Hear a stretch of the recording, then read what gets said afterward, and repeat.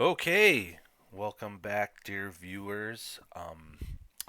Gonna do a short video today, shilling my own stuff. I find this I'm a little uncomfortable doing it because I really want to focus my channel on content creators out there that are trying to make a go of it, like the Basic Expert, like the Scrying Dutchman, like Felbrig, and others. I'm just kind of doing it for fun. When you buy my stuff, you're actually funding my gaming addiction.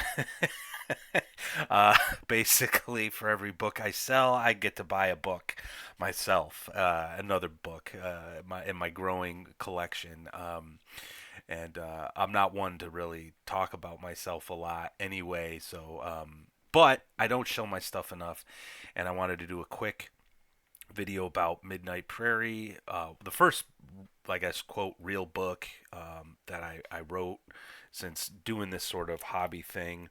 And it's for Cowpunchers to make your game a little bit more weird and a little bit horrific. But before we get in, for those new to my channel, this is sort of what I do. I play games, I record myself playing those games, and then I talk about those games. I got nothing against the flip through review, but sometimes I find a really good book that's fun to read might not actually be all that much fun to play. And vice versa. You might find like some pamphlet game that someone put together that's, got crappy art or bad layout ends up actually being a lot of fun once you get past that. So I just want you to spend your hard-earned money at the right place. Certainly, you can disagree with me on my thoughts on things, but that's the beauty of free speech. Yeah. So anyway, I'm going to talk about Midnight Prairie, my book, and some of the things you'll find in it. I'm Yeah. Again, I don't like talking about myself and the stuff I do, but I just don't want to. Some talking heads, when they do reviews, they end up talking about their own stuff, which I think is really poor. Just Yeah, I don't like that. But others, like, they'll do a nice, tasteful, like, intro video about their stuff before they get into the meat of the video. That is nice. But this is lo-fi channel. I'm not really interested in doing a whole lot of production. I got a really real job, and I like playing games and writing about games. I just want to, like, basically hit record and start talking. Yeah, I suspect every now and again I'll be doing a video about myself. So thank you for sticking with me. So let's begin. So Midnight Prairie, what is it? It's a weird horror role-playing game. It's really a toolbox with a bunch of ideas in it that you can use to add an element to your game that's a little weird, a little horrific. I also include a couple scenarios in there for adventure. It's 98 pages. 24.99 for a physical copy at Lulu, and I have a lot of my stuff on itch.io. And you can get a PDF for $8. If you buy, by the way, if you buy the physical copy, find me on Twitter, DM me, the receipt, and I'll send you the PDF for free. And that goes for any of my other hardcovers, physical copies that I have out there. I only have one other. I'll mention that later, but um, so yeah, I really like this cover. By the way, I found this image on Pixabay. Um, the artist, the photographer, it was one of those free for commercial use jobs. I think it's just very atmospheric. I love it. Full disclosure, there's a lot of AI art in here. Sorry, but what I was going for was just impossible to get without spending thousands of dollars. Um, yeah, that's just, I guess, the reality of the business at the moment. But an AI did not write it. I wrote it. Okay, so let's see if I can get this working here. Oh, there we go.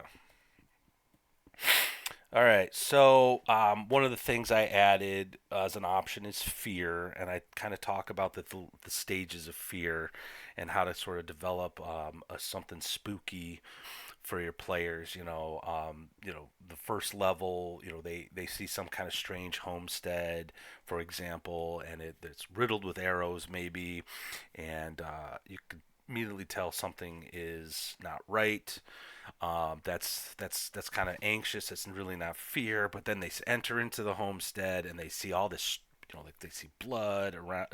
Pools of blood, strange, cryptic writing on the walls. Okay, that's a little unease, right? That's the first level. And but then they hear the scraping sound upstairs, so they go upstairs, and opening a door, they see a horrific scene. There's like a devil worshipping chamber. There's a body that's been like torn apart, and some dead girl like in the center of the. That's pretty horrific, right? And then terror is when the dead girl rises with glowing eyes and starts like screeching at them like some undead. So and how building that sort of tension and fear, and I have some mechanics for that. Where you just basically make a smarts check, and that'll affect your character's dice pool. It may even cause them to run away, that sort of thing. And then once the effect of the fear wears off, you like go down a level. So if you were terrified, you'll then go to horrified and then to frightened. So it lasts for a while. Um, but yeah, so there's that.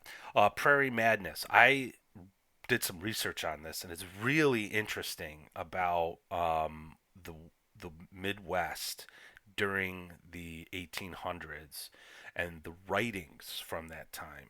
If you read a like someone's journal, they would talk about the loneliness and the isolation, but they'd also talk about this ever-present wind of the prairie, like this sound, and it would drive people crazy. And the historical record all of a sudden changes once the Midwest starts basically modernizing, and people start building bigger cities, and there's more connectedness between folks out there. And so there's some theories that people were going nuts out in the prairie because there was such little sound. Any specific sound would be amplified because there's no background noise. So if you're constantly hearing like just this ever-present wind, like kind of like encroaching on your mind, right? And then all of a sudden, like the drip of water might trigger you or something. So I decided to put something in here to sort of simulate prairie madness. So if your players are out in the Midwest, traveling for weeks on end without meeting anybody, they're going to start acting a little weird. So there's that. Haunted homesteads and Indian burial grounds. This is basically kind of an encounter chart within an encounter chart. I created a weird encounter table for monsters and stuff, but you can also bump into these things, and these will generate an entire scenario for you right on the spot, like what kind of type is it, location type, haunting type. So there might be monsters there, or just might be weird psychic presence. Same thing with the Indian burial grounds. The reason why it's haunted, um, with some additional details. When I ran this at VentureCon, they actually rolled a weird encounter, and it ended up being a haunted homestead. So there was like this burned down, no, not burned down, sorry, abandoned two-story homestead. So it was arguably a wealthy, or what used to be a wealthy farm. And in the basement was a blood-sucking undead, a vampire. They were smart and never entered. It would have totally derailed the adventure anyway. But yeah, it was pretty cool to have that happen. So yeah, there's it's a D. I use a lot of D66 tables in here. So and then you got the encounter tables, and then new equipment. So basically, this is to facilitate the weird stuff in here. What this image you see here is called Dark Ore. It's something I created so your steampunk characters have like maybe a goal in mind for their character to acquire Dark Ore because it'll allow them to do more fantastic things.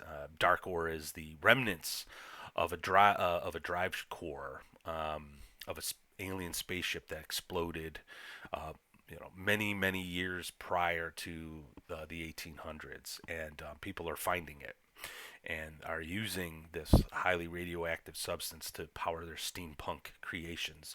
So yes, if you have a steampunk guy, he might be able to make a laser gun. If you want to go that weird, okay. And yes, I do have aliens. Um, Nunchaku for your and Ditzy for your kung fu guys, holy water, herbs, sacred medicines for the shamans in your group, quartz crystals and tarot decks, silver bullets, peace pipes, Ouija boards for and tinkerer's tools, all kinds of neat things to add to your game. Tribe management. So this actually isn't weird and it's not horrific. I really liked what the basic expert did with the homesteading rules. They were super simple. Excuse me. They were super simple, and you roll two dice, one in the spring, one in the fall, and you just sort of see how well your homestead is doing. And I thought to myself, well, he doesn't have one for Native Americans and tribes. But then I thought you really can't just port it over. I think you needed something a little bit more because the tribes weren't really collecting money. I mean, they did eventually, but so this is a little bit more granular, I guess, where you're actually keeping track of population types. Women, children, elderly, warriors, and then you roll to see. You make three rolls actually: hunting, natural environment, and trade, and you just sort of see how things go. Um, if you roll badly, for example, bad weather and illness harry the tribe, but the tribe survived grueling months, excuse me, you get an extra child to the population, but you also lose someone from the elderly population. And these population centers, by the way, will affect these roles because like the elderly are usually the ones engaging in trade, while the young braves are handling the hunting and the women are handling the natural environment stuff. So there you have that. I have like an example of it right here of like developing and making a role. So, all right. So this is where the stuff for the players comes in. New skills. You got kung fu, shamanism, spiritualism, and tinkering. Kung fu is due partly because of the Chinese immigration that happened in the mid to late 1800s, but also if you're a fan of westerns, there was a very popular show called Kung Fu about a Shaolin monk, part I think he was like half Chinese, half American, wandering the Midwest, getting into adventures. It was a very popular show in like I think the 70s. I used to watch it with my dad actually when it was in syndication. Real fun. David Carradine played the main character, so I figured I better put this in here. Shamanism, I think that speaks for itself. Spiritualism is a movement in the 1800s and still kind of around, but they believe that they can speak to the dead and the dead can speak to them and give them sort of insight and do things. So I did some research there, and the abilities you get from spiritualism is actually derive a lot from my research. And then tinkering is for your steampunk creations. So if you want to make a scientist type guy, there you go. Put some ranks into tinkering. I should note the shamanism roles are really more about, I guess, downtime activities and sort of like prepping yourself for combat or managing your tribe, things like that. So here's the kung fu ability. So once you get some ranks into kung fu, it gives you bonus dice on physical feats, and you could just leave it at that. You could just say I've trained in kung fu and I can do this. Um, but if you start putting ranks into Shaolin forms, you can start doing all kinds of things in combat.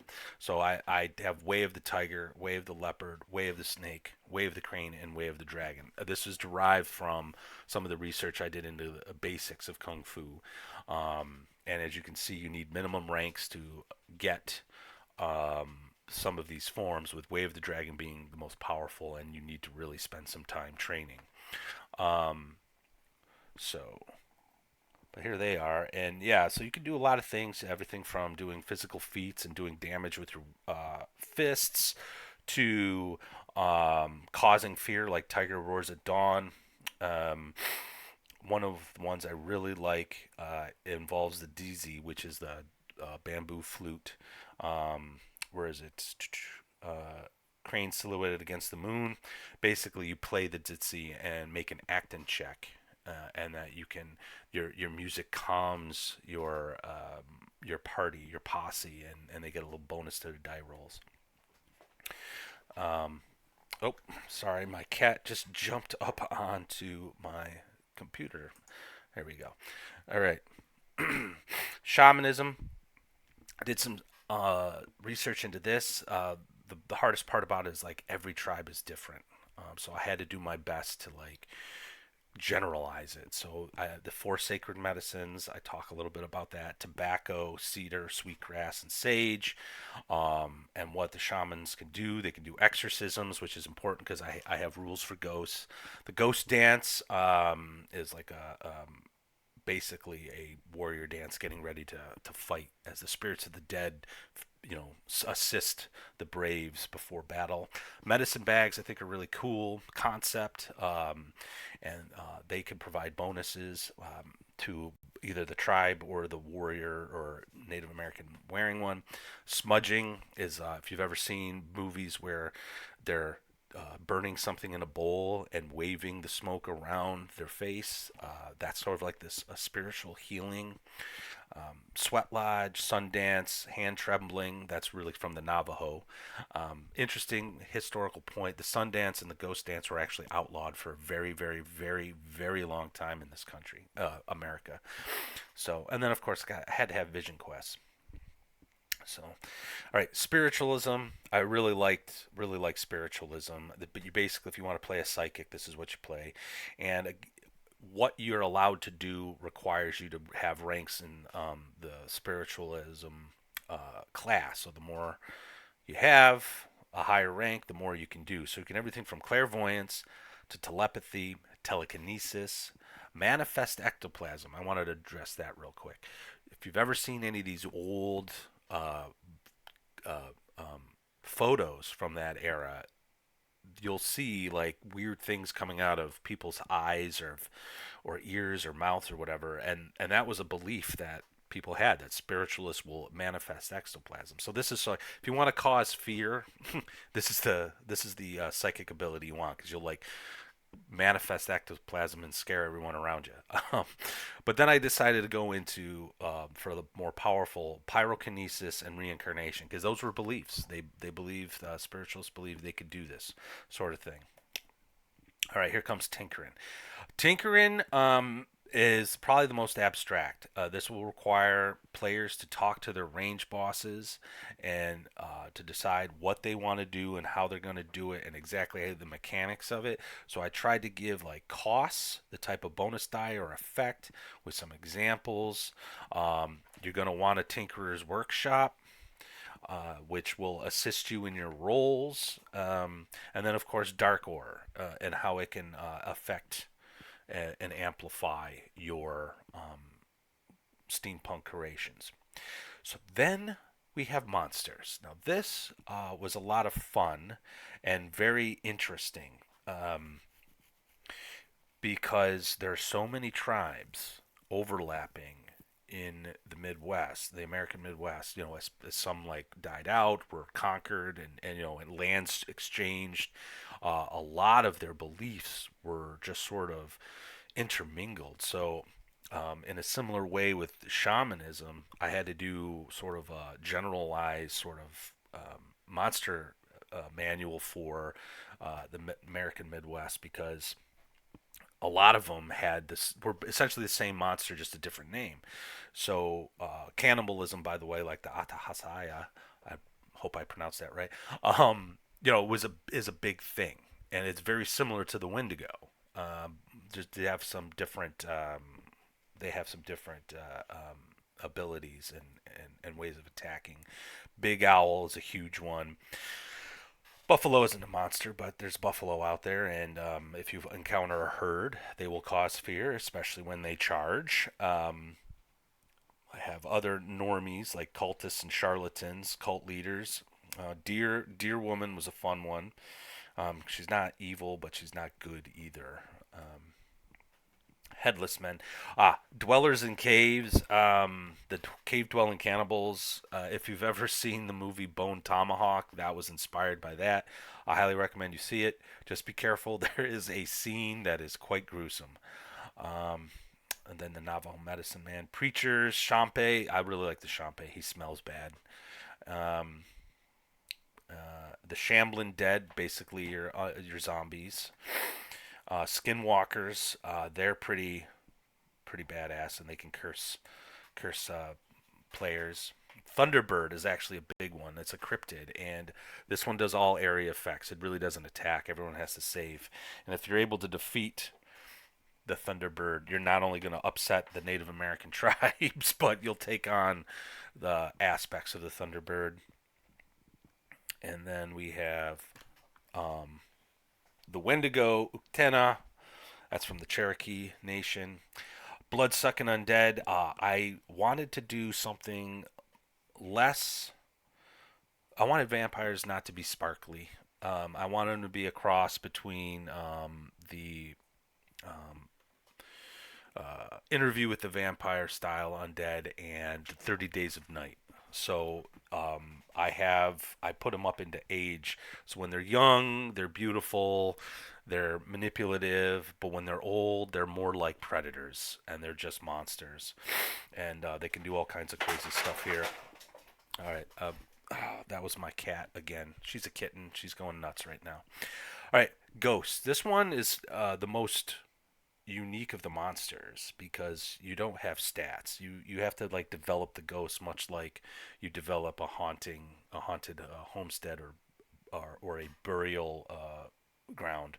And that'll create like a horror rating, which is essentially its dice pool for whatever it's going to do. Attack someone, pick something up, understand, speak, whatever. Um,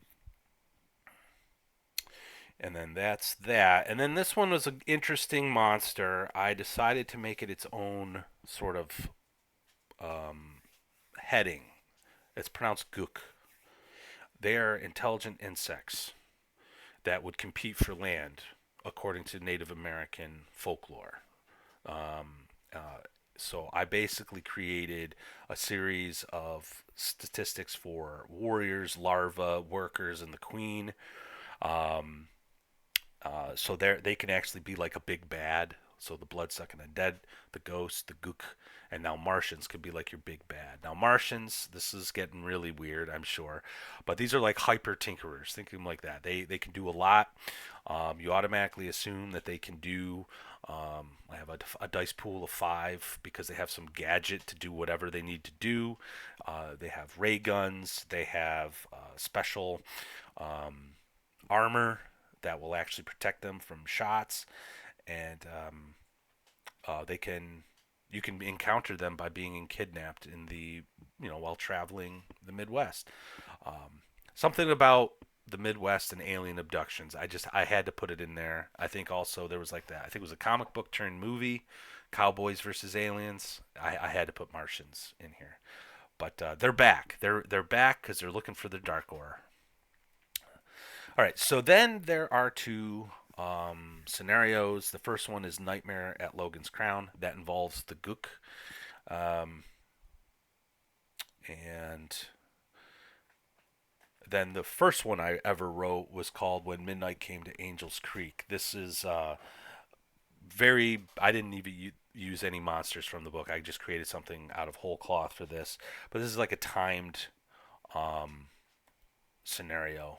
By day 7, bad things are going to happen to this dying town. So, but folks, that's about it. Oh, there's the alien intelligence. Um, but that's about it for my book. I hope you're interested in it, and hope you take a look at it. Again, it's like $24.99 at Lulu. If you pick it up, let me know. I'll send you the PDF for free. Um, some other stuff that I've done as of late or recently is Wretched Folklore. If you're into the Wretched RPG, and one of these days I'm going to get to reviewing that and running games in it, but it's from the Red Room. I published a bestiary for their Wretched Country and Wretched Epic games. Um, Basically, I used a lot of the research I did for Midnight Prairie for this and just sort of expanded on it. Um, you can find that at Lulu for 16 15.99, something like that. I can't quite remember. Again, if you pick it up, let me know. I'll get you the PDF for free. And then finally, just released yesterday under Lamentations of the Flame Princess, I wrote A Gift for All of Norway. Um, Raji wanted to do an adventure for his catalog that he was giving out at Gen Con. So I put my hat in the ring. I didn't get picked. Okay, no big deal. About 10 days before he needed that thing due, he reached out to all of us who put their hats in the ring and said, hey, if you can get me 15 pages of a dungeon crawl, uh, I'll publish it. I'm like, oh, okay. so, so that's what this is. Basically, an ancient artifact has gone missing. Players chase it down, and it's rumored to unlock a gift for all of Norway. And that's that. So I'm not going to give anything away. But you can get that at the Euro store at lotfp.com. I'll put links down in the description below. So okay, so that's me shilling my stuff. Appreciate it if you do buy it.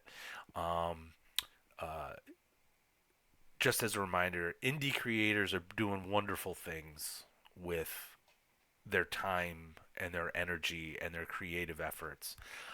Way better than the big box, corporate machines over at Wizards of the Coast and other game companies of that size. So I encourage you to look at give these people a chance. And certainly, if you find something that I should take a look at, let me know. I will take a look at it. So, all right. Well, that's it for me. I think next week I will do one last review in the Cowpunchers series, and then after that, I'm going to be diving into Modern Necessities because by Scrying Dutchman because that is going to be the game engine for my next mini campaign. All right. Take care, everyone. Thanks for watching.